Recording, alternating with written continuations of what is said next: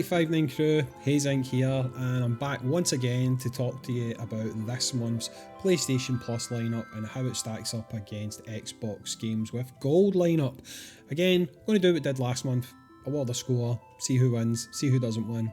Well, I say win, but you know what I mean. It's a little bit of fun, see who's given the best value for their monthly subscription service. Now, a few of you might have seen the State of Play yesterday and probably expected Sony to announce their PlayStation Plus games on that, as they had held off a little bit later than usual for some reason, but we didn't get that. In fact, we've got it today, and funnily enough, it ties in a little bit to the PlayStation Now. However, it's not all good news. Anyway, let's start from the top. The first game that is going to be available this month from Sony is going to be the headliner, Final Fantasy VII Remake. Okay, so obviously people know this is Square's reimagining of one of its most iconic RPGs, Final Fantasy VII. Did change a lot with this game. A lot of the story beats changed and stuff like that. Some people were happy with the changes, some people weren't, but most people agree it was one of the best games of last year. So for us to be getting this already on PlayStation Plus, it's probably taking quite a few people by surprise. But I did mention it's not all good news. So if you watched the PlayStation Now last night, you'll be aware that if you currently own Final Fantasy VII Remake, you will get a free upgrade to the PlayStation 5 version, which is going to be better frame rates, better resolution. It's going to play better basically. You cannot do that with the PlayStation Plus version of this title. Okay, going by the wording on the post, on this picture it says the free upgrade path's not available. However, if you read on the PlayStation forum itself on the blog, it says, please note the PlayStation 4 version of Final Fantasy VII Remake available to PlayStation Plus members is not eligible for the PlayStation 5 digital version edition upgrade. Okay, so I think what they're going to do, they've done this before, is they'll probably bring this out and call it Final Fantasy VII Remake, and then beside it PS Plus Edition. So that's probably what it will say when it's installed in your console. So if you are a PlayStation 5 user and you want the better version of this game, which why wouldn't you? You're probably not going to necessarily play this because, I mean, if you've not played it by this point, why not just wait a couple of months and play the PlayStation 5 version? You're going to need to buy it anyway. You'll get 60 frames a second. One of the things that people didn't like about Final Fantasy VII was the fact it was locked to 30 frames a second, and I know that people were looking forward to a PC version so they could play at higher frame rates. Well, you're going to get that on the PlayStation 5 version. So yes, if you're a PlayStation 4 user and you don't care about the PlayStation 5, absolutely fantastic headlining game this month. Absolutely fantastic.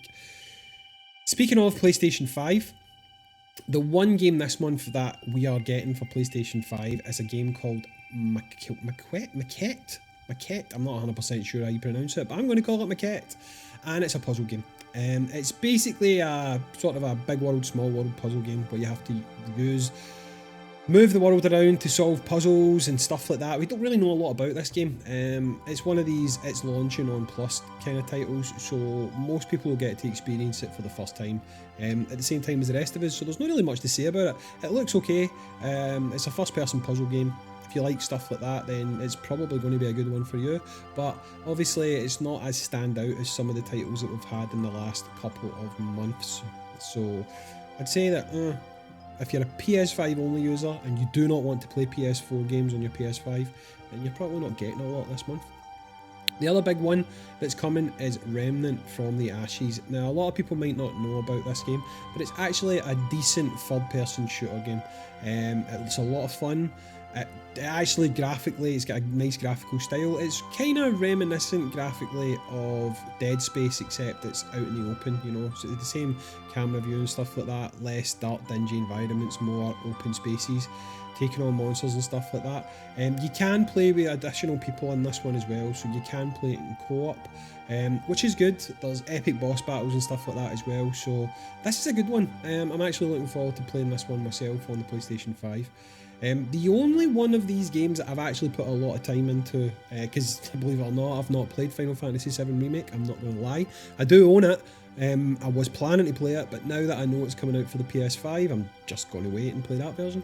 Is Farpoint. Farpoint's a PSVR game. It's actually really, really good. It's the game that they basically made to go with that aim controller you may have seen, the big white controller that's got the PlayStation Move ball at the end of it. Decent game. It's kind of free movement, first-person shooter set in a VR world, built completely from the ground up in VR. It's very immersive. If you're playing on a PlayStation Pro, graphically it's really good because it's not got like the blurry textures and stuff like that. It's actually a really, really good game. So if you're someone who has PlayStation VR, then this is most definitely a top title to get. So when it comes to scoring PlayStation Plus this month, it's hard not to give it a 5, okay?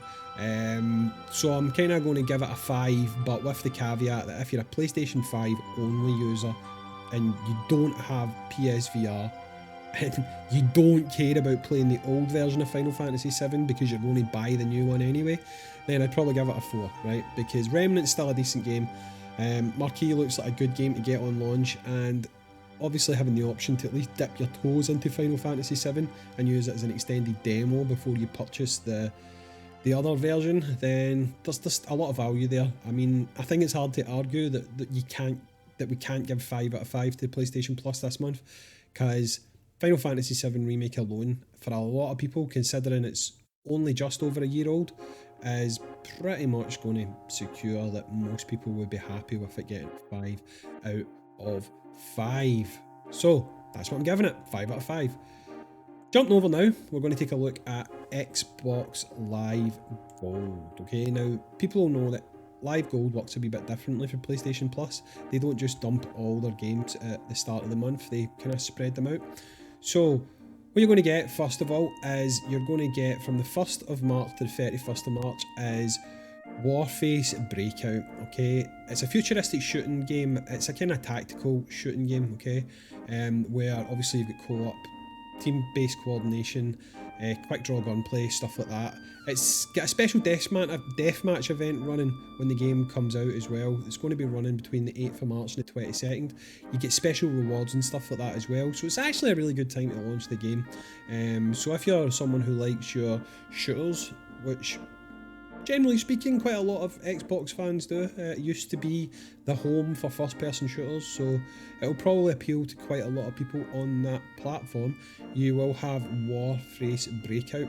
Going to be honest, don't know a lot about the game. It's not one I've played myself, but yeah, if you're into your shooters, you'll probably like that as well. The next title up, that's between the 16th of March and the 15th of April, so it'll actually run into the following month when they get their games, is Vicious Attack Llama Apocalypse. The game alone, the name of this game alone gets bonus points from me. But yeah, so basically it's pitting llamas against specially engineered walking attack drones, so think Ed 209, Metal Gear, that type of thing, and you're being taken over by lots and lots of llamas trying to take you out, run you down. It's laden with tongue-in-cheek action. There's lots of puns in the game. It actually has a slider where you can turn down the puns if you're finding it a little bit much, but yeah, just for pure comedy value, I like the sound of that game. I'd actually like to give that one a go. Now we go on to the Xbox 360 games. Now obviously the Xbox Series X and the Xbox One as well offers backwards compatibility on all of its titles, so you can play Xbox 360 games, and these are a bit different on Games with Gold. One of the added value you get is you actually get to keep the 360 games even if your sub ends.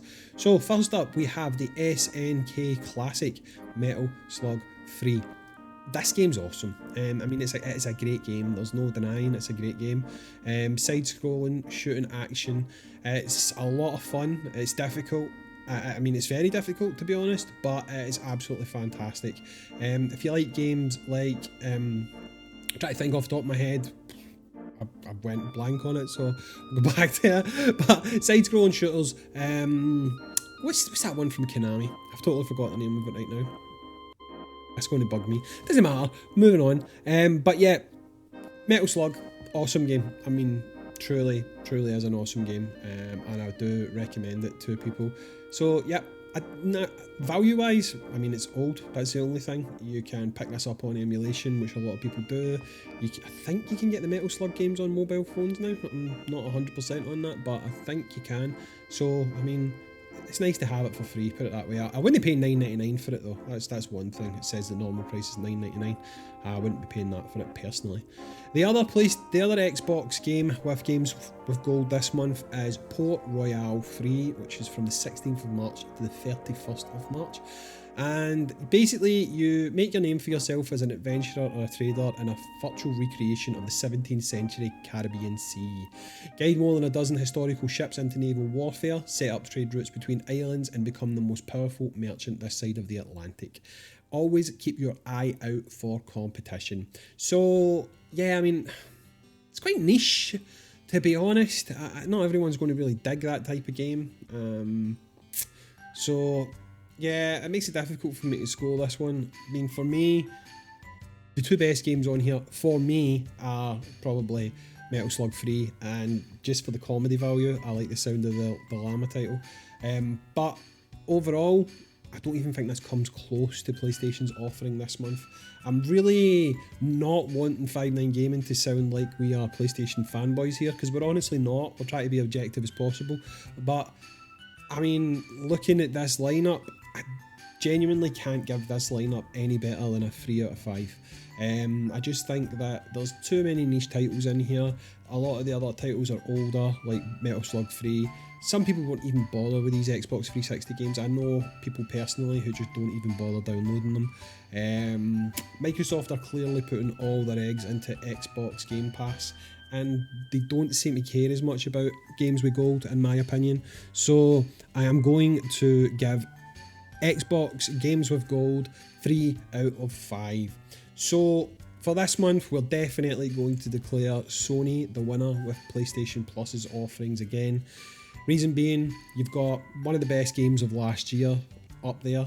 You've got possibly one of the best, if not the best, VR games on PlayStation VR, so added value there if you do have a VR headset, and you can actually play that on the PlayStation 5. Remnant, fantastic looking shooter, a lot of fun for people who like Gears of War style games, Dead Space type games, that sort of a viewpoint when you're shooting. You'll have a lot of fun with this one. And Maquette, again, if that's not how you pronounce it, sue me.